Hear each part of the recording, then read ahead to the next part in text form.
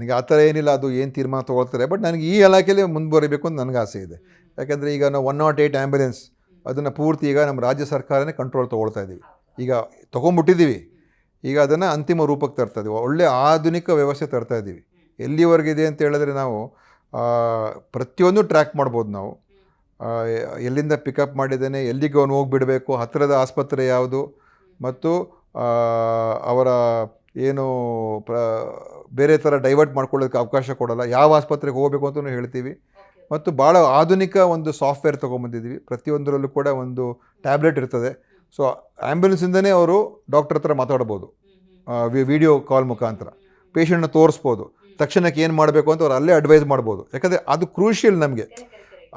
ಏನು ಆ ಟೈಮಲ್ಲಿ ಏನು ಟ್ರೀಟ್ಮೆಂಟ್ ಸಿಗ್ತದೆ ಅದು ಭಾಳ ದೊಡ್ಡ ಇಂಪ್ಯಾಕ್ಟ್. ಸ್ವಲ್ಪ ತಡ ಆದರೆ ಜೀವ ಹೋಗ್ಬೋದು ಅಥವಾ ಭಾಳ ದೊಡ್ಡ ಹಾನಿ ಆಗ್ಬೋದು. ಸೊ ಅದನ್ನು ನಾವು ಯಾವ ರೀತಿ ಎಮರ್ಜೆನ್ಸಿ ಕೇರ್, ತುರ್ತು ಕೇರ್ ಹೇಗೆ ಕೊಡ್ಬೋದು ಅಂತ ಅದ್ರ ಬಗ್ಗೆ ನಮ್ಮ ಭಾಳ ದೊಡ್ಡ ಬದಲಾವಣೆ ಮಾಡ್ತಾ ಇದ್ದೀವಿ. ಜಿ ಕನ್ನಡ ನ್ಯೂಸ್ ಪ್ರೀಮಿಯರ್ ಲೀಗ್ಗೆ ನೋಂದಾಯಿಸಲು ಈಗಲೇ ಸಂಪರ್ಕಿಸಿ 9711881960.